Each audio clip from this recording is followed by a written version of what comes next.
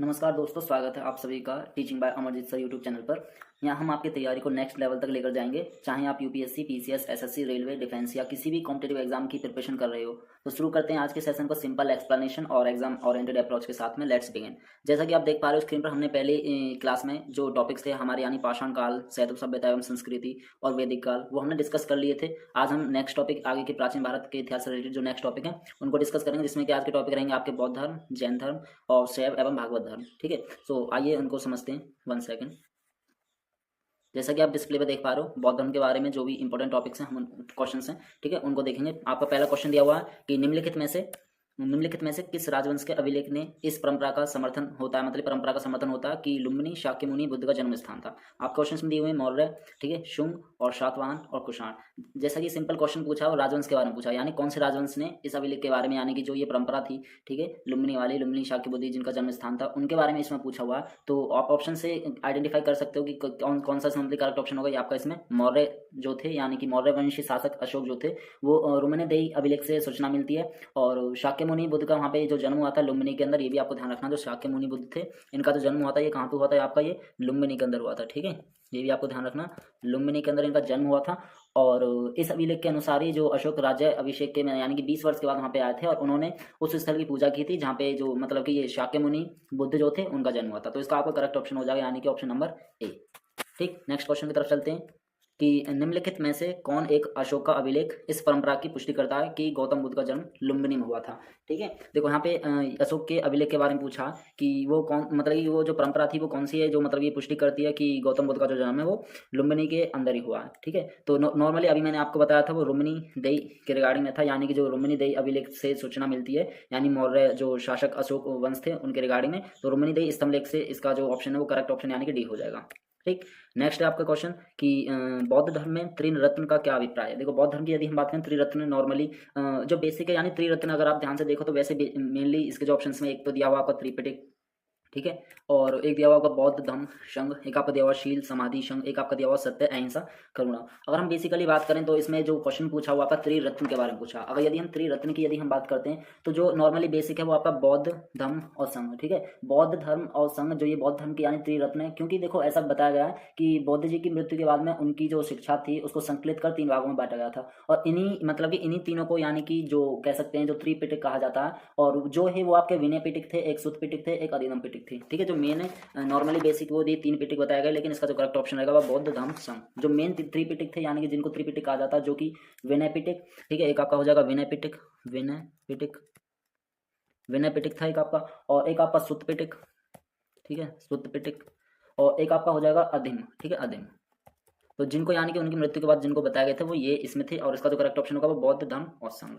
चलते हैं next question की तरफ। नेक्स्ट क्वेश्चन है आपका कि बौद्ध कौशाम्बी किसके राज्यकाल में आए थे। देखो सिंपल है, बौद्ध कौशाम्बी जो थे किसके राज्यकाल में आए थे, आप सिंपल बता सकते हो किसके राज्यकाल में आए थे वो, यानी जो महात्मा बुद्ध जो थे नॉर्मली वो अगर हम बात करें तो उदयन जी के काल में आए थे। और महात्मा बुद्ध जो वत्स राज यानी उदयन, जिसको हम उदयन बोलते हैं, वो उदयन के काल कौशाम्बी आए थे। और उदयन ने पिंडोला भारद्वाज के प्रभाव से ही बौद्ध बनने के बाद जो घोषिताराम विहार बौद्ध जो थे भिक्षु यानी कि संघ के दान, उन्होंने मतलब उस चीज को दान कर दिया था। और उसी के रिगार्डिंग में उन्हीं के दौरान में ये जो बौद्ध कौशाम्बी थे वो उदयन राज्यकाल के दौरान में ही आए थे।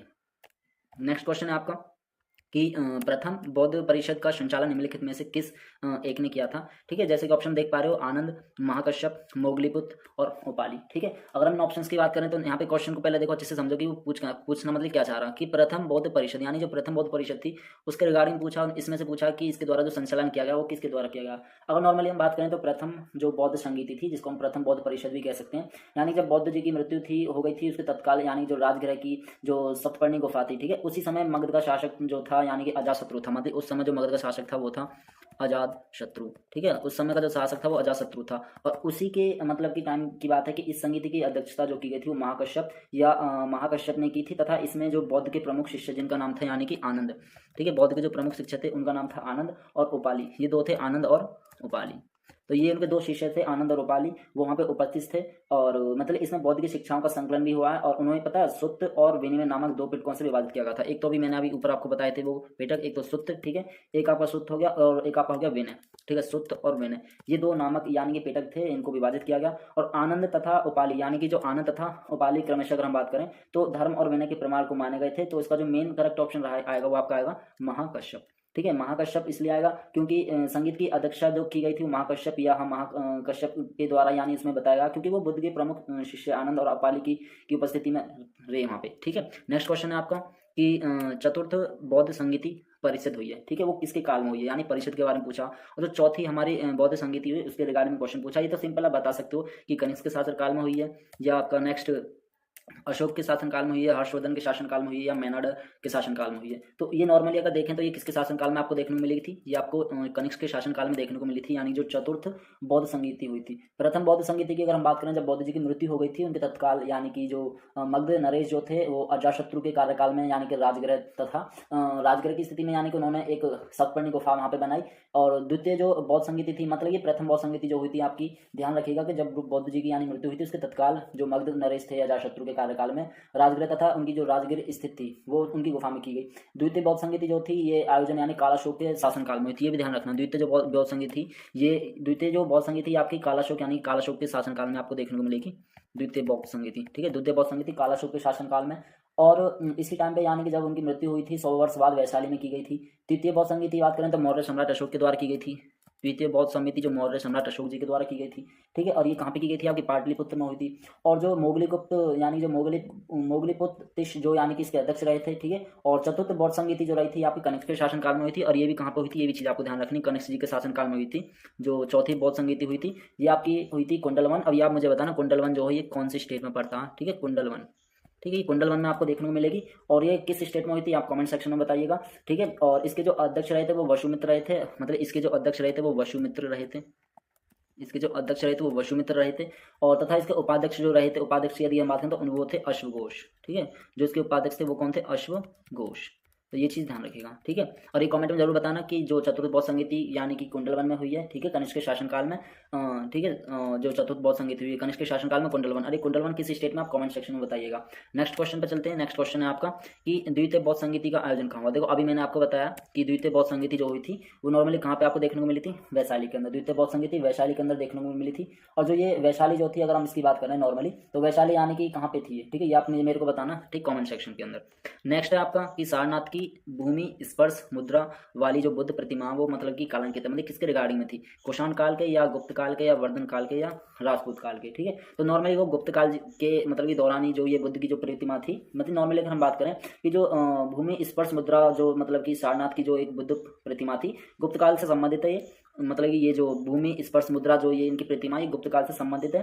और इसकी यदि हम आध्यात्मिक अभिव्यक्ति की यदि हम बात करें तो उसमें यानी कि जो मतलब जो इनकी ये बनी हुई है ना मुद्रा, मतलब कि इनकी जो ये कह सकते हैं जो प्रतिमा बनी हुई है, इसमें मतलब एक गंभीर मुस्कान बताई है वहाँ पे, यानी मुस्कान, गंभीर मुस्कान के बारे में बताया हुआ है। ठीक है, और इनको मतलब कि शांत रूप में वहाँ पे दिखाया हुआ है, शांत रूप में, और ध्यान मग्न मुद्रा में यानी कि दिखाई गई, जो कि एक भारतीय कला की सर्वोच्च सफलता का यानी कि प्रदर्शन करती है। तो ये आपको ध्यान रखना कि सारनाथ की जो भूमि स्पर्श मुद्रा वाली बुद्ध प्रतिमा है वो किस चीज़ को लेकर कलंकित है, तो ध्यान रखना ये गुप्त काल से रिलेटेड है। ठीक है, नेक्स्ट क्वेश्चन है आपका कि बौद्ध द्वारा रूपांतरित निम्न व्यक्तियों में से कौन सा अंतिम था। बहुत इजी क्वेश्चन है। यहाँ पे आनंद तो था ही नहीं, वसुमित्र भी नहीं था, गौशाली भी नहीं था, तो इसका जो करेक्ट ऑप्शन है वो हो जाएगा आपका शुभद, यानी कि करेक्ट ऑप्शन इज डी। ठीक है, नेक्स्ट क्वेश्चन है आपका कि नागार्जुन किस बौद्ध संप्रदाय के थे। ठीक है, बहुत इजी क्वेश्चन है कि नागार्जुन जो थे वो किस बौद्ध संप्रदाय से थे। तो नॉर्मली ये माध्यमिक संप्रदाय से बिलोंग करते थे, क्योंकि माध्यमिक या इसको हम शून्यवाद मत भी बोल सकते हैं, इसको हम शून्यवाद मत भी कह सकते हैं, शून्यवाद मत। ठीक है, इसको हम शून्यवाद मत भी कह सकते हैं। क्यों, क्योंकि शून्यवाद मत के ये एक प्रवर्तक यानी कि नागार्जुन रहे, और जिनकी एक प्रसिद्ध रचना है जिसको हम माध्यमिक करिका बोलते हैं। ठीक है, माध्यमिक करिका, माध्यमिक करिका, माध्यमिक करिका। ठीक है, ये चीज़ आपको ध्यान रखनी है। और इसी सापेक्ष में कहा जाता है कि जिसके अनुसार प्रत्येक वस्तु की किसी न किसी के कारण मतलब उत्पन्न हुई है, और वह मतलब उन पर निर्भर भी होती है। और ऐसा जो मतलब कि कहा है वो नागार्जुन ने, ये प्रतीतीय जो समूहत्पाद है उनका, उन्हीं की शून्यता में ऐसा कहा गया। तो जो बौद्ध जो संप्रदाय वो किससे थे, आपके माध्यमिक से रिलेटेड है। ठीक है, ऑप्शन आपका सी करेक्ट हो जाएगा। नेक्स्ट क्वेश्चन है आपका 11 कि निम्नांकित कथनों पर विचार करें कि चैत्य तथा विहार में क्या अंतर है। देखो चैत्य तथा विहार में क्या अंतर है, अच्छा क्वेश्चन है। ठीक है, जो कि आपका प्रीलिम्स और एज वेल एज मेंस के लिए भी इंपॉर्टेंट होगा आपका। जो भी आपके वनडे टाइप एग्जामिनेशन होते हैं उनके अंदर, और यूपीएससी या पीसीएस या जो भी स्टेट लेवल के एग्जाम होते हैं उसमें प्रीलिम्स में आपको ये देखने को मिल सकता है। ठीक है, पहला ऑप्शन दिया हुआ है आपका कि विहार पूजा स्थल होता है जबकि चैत्य बौद्ध भिक्षुओं का निवास स्थल है। नेक्स्ट है आपका चैत्य पूजा स्थल होता है जबकि विहार निवास स्थान है। नेक्स्ट ऑप्शन है आपका कि दोनों में विशेषतः कोई अंतर नहीं है, यानी कि दोनों ही लगा, मतलब क्या दोनों ही सही है। और लास्ट ऑप्शन है आपका विहार एवं चैत्य दोनों ही निवास स्थान के रूप में प्रयोग हो सकते हैं। देखो फर्स्ट ऑफ ऑल आप क्वेश्चन को ध्यान से देखो तो उन्होंने पूछा, क्वेश्चन में पूछा है एग्जामिनर ने कि चैत्य और विहार, यानी कि चैत्य जो शब्द है इसका मतलब क्या है और विहार का मतलब क्या है। नॉर्मली अगर हम बात करें, देखो नॉर्मली चैत्य का मतलब होता है शाब्दिक अर्थ की यदि हम बात करें तो चिता। ठीक है, 1 सेकंड, चैत्य का जो मतलब होता है वो होता है शाब्दिक अर्थ इसका चिता। ठीक है, नॉर्मली चैत्य का मतलब कि शाब्दिक अर्थ होगा चिता संबंधी, यानी जब हम शब्दहा मतलब कि उसके पश्चात जो बचे हुए अवशेष होते हैं नहीं, जब हम मतलब कि किसी डेड बॉडी को हम मतलब जला देते हैं उसके बाद में जो उसके अवशेष बचते हैं उससे रिलेटेड है। और नॉर्मली विहार की अगर हम बात करें, जो विहार है, विहार नॉर्मली बेसिकली ये जो शब्द यानी कि आपका विहार, अगर हम वर्ड की इसकी बात करते हैं तो आपने एक चीज़ देखी होगी, जो विहार शब्द होता है ये नॉर्मली जो बौद्धों ने मतलब एक अपना मतलब कि चैत्य ग्रह के जो समीप यानी कि वो बना देते थे ना भिक्षुओं के रहने के लिए, यानी बिच्छू नहीं भिक्षु जो यानी कि वहाँ पे कुछ मांगते थे, बिच्छुओं जो इसको बोलते हैं भिक्षु। ठीक है, भिक्षा मांगने वाले मतलब कि जो रहते थे, तो उनके लिए वहाँ पे आवास बना दिए गए थे चैत्य ग्रह के समीप। ठीक है, और जिन्होंने उसे मतलब कि विहार लिया था, ठीक है, उसी चीज़ को मतलब कि विहार कहा गया नॉर्मली अगर हम बात करें। और मतलब कि कालांतर के तौर पे ही ऐसा मतलब बताया कि चैत्य ग्रहों के जो समीप यानी जो भी मतलब भिक्षु रहते थे, ठीक है, उनके लिए आवास बनाए गए और उसे हमने विहार कहा। तो नॉर्मली अब बेसिकली अगर इसका हम बात करें तो इसका ऑप्शन जो होगा बी होगा, क्योंकि देखो चैत्य तो एक पूजा स्थल हो गया नॉर्मली, और जबकि एक विहार हम बात करें तो जब रहने के लिए तो नॉर्मली निवास स्थान होगा। तो इसका करेक्ट ऑप्शन कौन सा होगा आपका? Option number B is correct.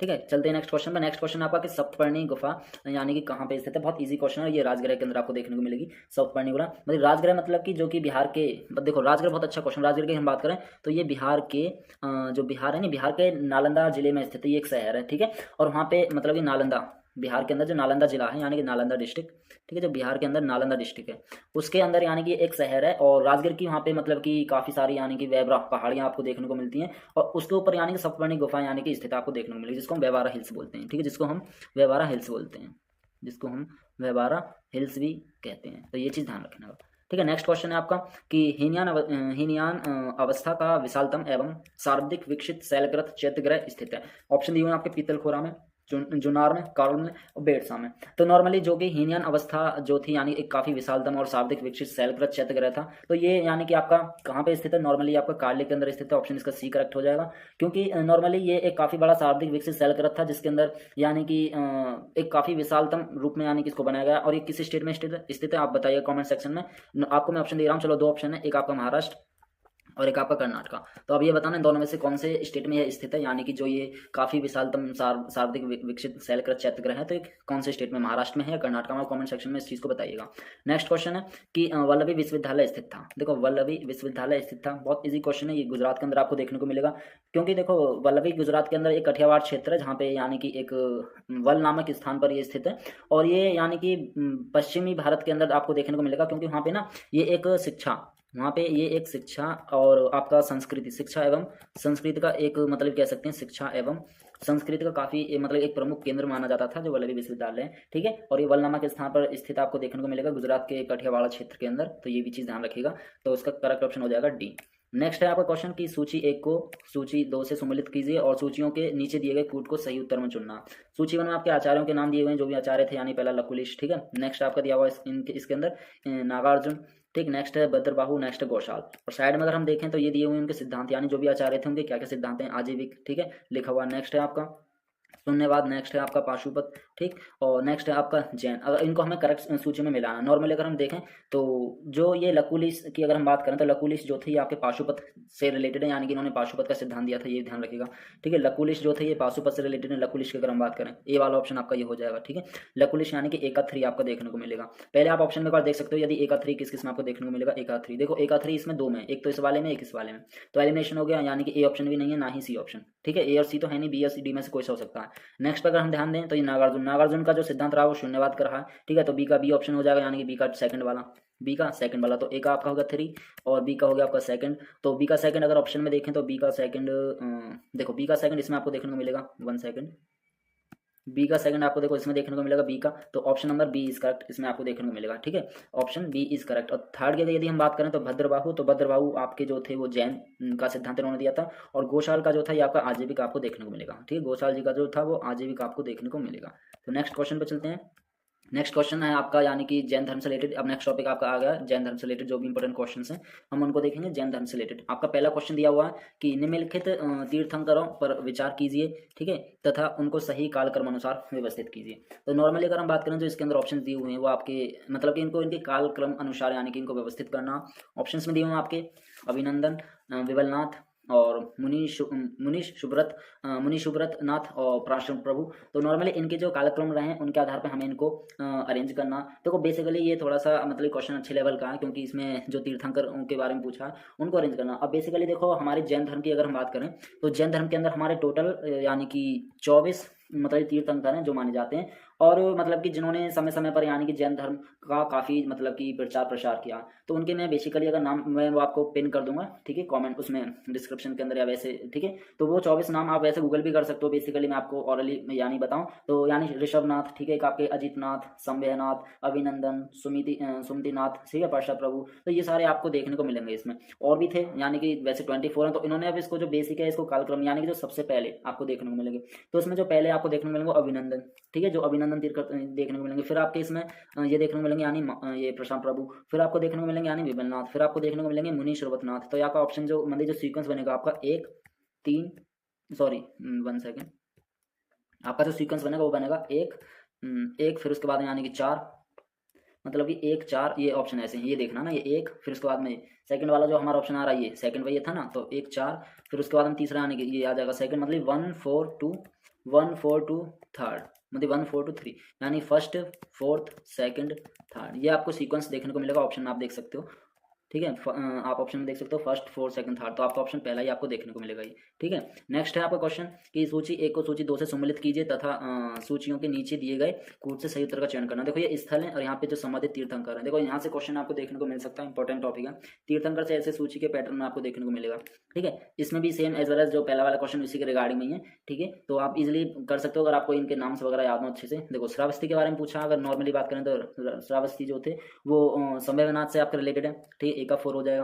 Kakandi की अगर हम बात करें तो काकंदी जो थे वो आपके सुविधानाथ से रिलेटेड आपको देखने को मिलेंगे। अयोध्या की यदि हम बात करें तो आपके ऋषभनाथ से देखने को मिलेंगे, ठीक। और प्रभोषा की यदि हम बात करें तो आपके ये सेकंड वाला ऑप्शन यानी प्राशन प्रभु से देखने को मिलेंगे। तो इसका ऑप्शन यानी 1 का 4 आपको देखने को मिलेगा, 1 का 4 बी का 3 आप सीरीज में देख सकते हो, 1 का 4 बी का 3, 1 का 4 बी का 3 आपका यानी सी ऑप्शन यहाँ पे देखने को मिलेगा। Option number C is correct, ठीक है, 1 का 4 और बी का 3 यानी कि आपके जो करेक्ट ऑप्शन बनेगी वो ये वाला सीरीज बनेगी, ऑप्शन नंबर, ठीक है, सी ऑप्शन। नेक्स्ट क्वेश्चन है आपका कि महावीर स्वामी को किस नदी के तट पर ज्ञानोदय प्राप्त हुआ था। देखो काफ़ी इंपॉर्टेंट भी क्वेश्चन है और इजी भी क्वेश्चन है, ठीक है। महावीर स्वामी को इसमें पूछा कि उन्होंने मतलब कौन सी नदी के तट पे जो ज्ञान की प्राप्ति की थी, ठीक है। नॉर्मली जो उन्होंने पूर्ण ज्ञान वहाँ पे किया था, पता है, ये नॉर्मली जो बेसिक ये क्वेश्चन है जैन धर्म के अंदर जो पूर्ण ज्ञान के बारे में बात की गई है ना, ये आप ध्यान रखिएगा कि वो केवल्य शब्द के लिए यूज़ किया गया, ये ध्यान रखिएगा, केवल्य शब्द के लिए यूज किया गया। क्योंकि महावीर स्वामी जब 12 वर्ष की कठोर तपस्या कर रहे थे, तो उसी पश्चात यानी कि उनका जो मतलब उनके ग्राम के समीप एक नदी है जिसका नाम है त्रिजुपालिका, ठीक है। उसी के तट पर उन्होंने लगभग यानी कि 1 साल तक, उसी के तट पर इन्होंने लगभग 1 साल तक यानी कि वृक्ष के नीचे यानी कि जो वहाँ पे एक पेड़ था, उस मतलब कि 1 साल का पेड़ जिसको हम बोलते हैं साल का वृक्ष था, ठीक है। उस साल के वृक्ष के नीचे लगभग मतलब कि उन्होंने यानी कि वहाँ पे ज्ञान पूरा अपना मतलब अर्जित किया था। और उसी जब इन्होंने पूरा ज्ञान वहाँ पे प्राप्त कर लिया था, फिर ये आपके केवलिन नाम से कहलाए थे, ठीक है। जब इन्होंने पूरा ज्ञान अपना इस साल के वृक्ष के पेड़ के नीचे कर लिया था तो वो क्या कहलाए थे, केवलिन। तो ये भी आपको ध्यान रखना है। तो महावीर स्वामी जी ने जो अपना मतलब कि कौन सी नदी के तट पे ज्ञानोदय की प्राप्ति की थी, तो ध्यान रखिएगा त्रिजुपालिका जो नदी का जो तट था उस पे और साल के वृक्ष के नीचे इन्होंने ज्ञान की प्राप्ति की थी, और काफी कठोर तपस्या करने के बाद भी, ठीक है। नेक्स्ट क्वेश्चन है आपका कि उत्तर प्रदेश में बौद्ध एवं जैनियों दोनों की प्रसिद्ध तीर्थस्थली कौन सी है। देखो बहुत इजी क्वेश्चन है। एक तो यूपी के बारे में पूछा, यूपी के अंदर पूछा कि बौद्ध और जैन दोनों ही धर्म के बारे में पूछा। बौद्ध जैन की यदि हम बात करें तो आपकी कौशाम्बी में आपको देखने को मिलेगी, क्योंकि कौशाम्बी नगर जो है वो जैन और बौद्ध दोनों के लिए काफ़ी प्रसिद्ध तीर्थस्थल माना जाता है। और क्योंकि महात्मा बुद्ध जी ने इस नगर में जाकर कई बार अपने धर्मोपदेश दिए और लोगों ने लोगों को उन्होंने अपना शिष्य भी बनाया था, ठीक है। और यहाँ पे काफ़ी सारे विहार थे। और अगर हम बात करें तो सम प्रमुख जो विहार था वो यानी घोषिताराम यानी कि आपको देखने को मिलेगा, ठीक है। ये चीज़ आप ध्यान रखिएगा। नेक्स्ट है आपका जो टॉपिक है वो है शैव एवं भागवत धर्म, जो आपका ये लास्ट टॉपिक है, ठीक है। इसके रिगार्डिंग जो भी इंपॉर्टेंट क्वेश्चन है वो हम देखते हैं, शैव एवं भागवत धर्म के रिगार्डिंग। पहला क्वेश्चन आपका नयनार कौन थे। ठीक है, नयनार की अगर हम बात करें बेसिकली तो नयनार जो थे ये आपके जो मतलब कि कहलाए थे, ये शैव नाम से कहलाए थे। ठीक है, पूर्व मध्यकाल की बात करें तो हम, तो उसमें भक्ति भावना और प्रचार प्रसार का काफ़ी यानी कि मुख्यतः वर्णन किया हुआ है। यदि हम दक्षिण भारत की बात करें तो वहाँ पे तमिल भाषा के मतलब कि क्षेत्र में ऐसा बताया गया है। और इनके दो जो मतलब कि संप्रदाय थे उनमें भी काफ़ी भूमिका रही है। और विष्णु की उपासना करने वाले जो भी मतलब विष्णु भक्त, जिसको हम अलवार संत मतलब कि कहते हैं, यानी विष्णु जी की जो यानी कि भक्ति यहाँ पे करते थे, उनको हम अलवार संत के नाम से जानते हैं। ठीक है, अलवार संत, ये भी चीज़ ध्यान रखिएगा। और मतलब वो अलवार संत से कहलाए। और शिव जी की उपासना करने वाले शिव भक्त नयनार संत कहलाए। तो देखो, अब नयनार मतलब कि जो शिव जी की पूजा करते थे, यानी ये विष्णु जी की, देखो जो विष्णु भगवान की पूजा करते थे नॉर्मली, जो भगवान विष्णु की उपासना करने वाले थे वो तो विष्णु भक्त अलवार संत कहलाए, और जो शिव की उपासना करने वाले शिव भक्त थे वो नयनार संत कहलाए। तो ध्यान रखिएगा, दोनों में ही मतलब कि ईश्वर के प्रति जो भी व्यक्तिगत यानी कि प्रेम की बात करें और समर्पण की बात करें और मोक्ष प्राप्ति की बात करें तो उसके अंदर मार्ग बताया गया है। और इसमें जितनी भी यानी कि जाति प्रथा, यानी यदि हम बात करें तो जाति वगैरह और जो भी मतलब कि इसमें जाति प्रथा का काफ़ी विरोध किया हुआ है इस धर्म के अंदर, तो ये भी ध्यान रखिएगा। नेक्स्ट क्वेश्चन पे चलते हैं, तो इसका ऑप्शन आपका करेक्ट हो जाएगा शैव। नेक्स्ट है आपका कि नेक्स्ट क्वेश्चन देखो, इसी से रिगार्डिंग आ गया, नयनार कौन थे। ठीक है, नयनार यहाँ पे जो शैव धर्मानुई के नाम से मतलब यहाँ पे जाने जाते थे, ये भी चीज़ इसमें ध्यान रखिएगा। नेक्स्ट क्वेश्चन है आपका कि भागवत संप्रदाय में भक्ति के रूपों की संख्या है। ठीक है, तो बेसिक क्वेश्चन है कि कितनी संख्या, 7 है या 8 है या 9 है या 10 है। नॉर्मली हम बात करें तो भागवत संप्रदाय के अंदर जो मोक्ष प्राप्ति के लिए, या इसे हम नॉर्मली नवधा भक्ति भी के नाम से जानते हैं, नवधा भक्ति के नाम से, नवधा भक्ति। ठीक है, 1 सेकेंड, ये आपका नवधा भक्ति के नाम से भी हम इसको जानते हैं, नवधा भक्ति के नाम से। ठीक है, और इसके अंदर आपकी जो भक्ति के 9 रूपों की मान्यता बताई गई है, तो इसका जो करेक्ट ऑप्शन होगा आपका सी वाला ऑप्शन करेक्ट हो जाएगा। ठीक है, नेक्स्ट क्वेश्चन है आपका कि बेसनगर, ठीक है, बेसनगर अभिलेख का हेलियोडोरस कहाँ का निवासी था। ठीक है, बेसनगर जो अभिलेख जो थे, ठीक है, ये कहाँ का निवासी था, मतलब बेसनगर अभिलेख का हेलियोडोरस, हेलियोडोरस मतलब कि कहाँ का निवासी था। तो अगर हम नॉर्मली बात करें तो बेसनगर यानी कि एक स्मारक है। ठीक है, या एक हम गरुड़ स्तंभ के नाम से इसको हम जानते हैं, तो भागवत धर्म के अंदर ये बताया गया। और ये प्रथम ऐसा उपलब्ध मतलब कि प्रस्तर है जिससे पता चलता है कि तक्षशिला के यवन शासक जो कि एटलियाकिडस, इनका नाम भी बड़ा अजीब है, एटलियाकिडस। ठीक है, एटलियाकिडस का ये जो था ये राजदूत हुआ करता था। ठीक है, और मतलब कि इसी राजदूत ने यहाँ पे भागवत धर्म यानी ग्रहण किया था, जो ये थे इसी अभिलेख के अंदर हेलियोडोरस ने।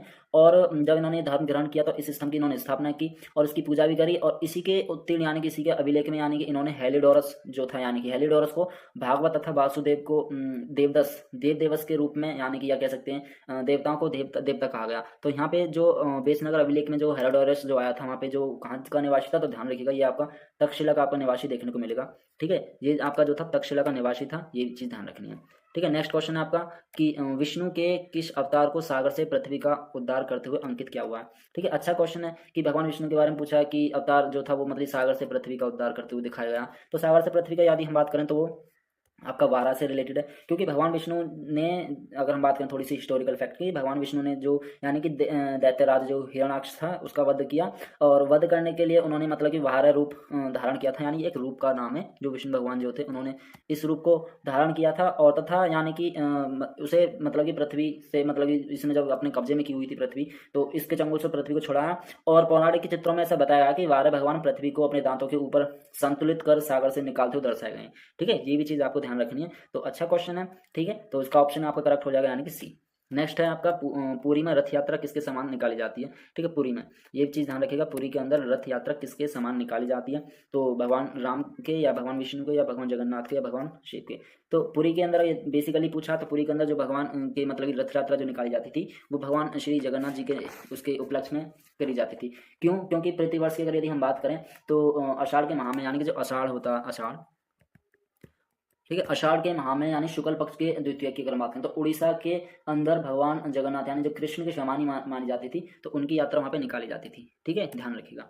नेक्स्ट क्वेश्चन है आपका कि राजा नंद का उल्लेखन करने वाला अभिलेखिक प्रमाण है। ऑप्शन में दिए हुए हैं आपके खारवेल का हाथी गुम्फा अभिलेख, नेक्स्ट है रुमदेई स्तंभ लेख, नेक्स्ट है रुद्र दामन का जूना लेख अभिलेख, नेक्स्ट आपका धनदेव का अयोध्या मंदिर। ठीक है, तो इनमें से कौन सा ऑप्शन करेक्ट होगा आपका, यानी फर्स्ट ऑप्शन करेक्ट होगा। राजा नंद का जो उल्लेख करने वाले अभिलेख प्रमाणी हैं वो हैं आपके खारवेल हाथी गुम्फा अभिलेख से। ठीक है, नेक्स्ट क्वेश्चन आपका कि मगध का कौन सा वो सम्राट रहा है, यानी कि जिसे अप परशुराम के नाम से जाना जाता था। ठीक है, अप परशुराम के नाम से जाना जाता है। अच्छा क्वेश्चन है। ऑप्शन है आपके बिंदुसार, कालाशोक, अजातशत्रु या महापद्मानंद। तो बेसिक क्वेश्चन है, बता सकते हो महापद्मानंद के नाम से जाने जाते थे, ठीक है, जो हमारे अपर परशुराम से नाम से जो थे, क्योंकि मगध पर जो एक शिशुनाग वंश के पश्चात जब नंद वंश की स्थापना हुई थी वहाँ पे, यानी कि जब मगध के ऊपर, यानी जो मगध है, ठीक है, मगध के ऊपर मतलब कि मगध पर जब शिशुनाग जो वंश था उसके पश्चात जब नंद वंश का वहाँ पे शासन स्थापित हुआ था, नंद वंश के शासन स्थापित होने के बाद में जब नंद वंश का शासन स्थापित हुआ था, उसी टाइम पे इसके संस्थापक जो थे महापद्मानंद और उग्रसेन, ये दो नाम थे, ठीक है, एक उग्रसेन, एक थे आपके महापद्मानंद। तो इनको यानी कि इनके वहाँ पे ये संस्थापक रहे थे। और पुराणों में ऐसा बताया गया है कि महापद्मानंद को सर्व क्षेत्र त्रतांग और अपरशुराम कहा गया। तो ये आपका करेक्ट ऑप्शन हो जाएगा इसका डी। तो ओवरऑल ये थे आपके जो मतलब सारे टॉपिक्स थे, ठीक है, जो भी हमने डिस्कस करें आज बौद्ध धर्म से रिलेटेड क्वेश्चंस, ठीक है, इंपॉर्टेंट एग्जाम्स के रिगार्डिंग, जैन धर्म से रिलेटेड, शैव एवं भागवत धर्म से रिलेटेड। तो आई होप कि आपको ये सारे टॉपिक्स बहुत अच्छे से समझ आए होंगे। उम्मीद है कि अगर आपको कोई भी डाउट है तो आप कमेंट सेक्शन में लिख दीजिएगा, ठीक है। So thank you so much for watching this video. अगर ये वीडियो आपके लिए हेल्पफुल रहा हो तो हमारे साथ जुड़े रहिए और लाइक शेयर और सब्सक्राइब करें। मिलते हैं नेक्स्ट क्लास में। टेक केयर, जय हिंद।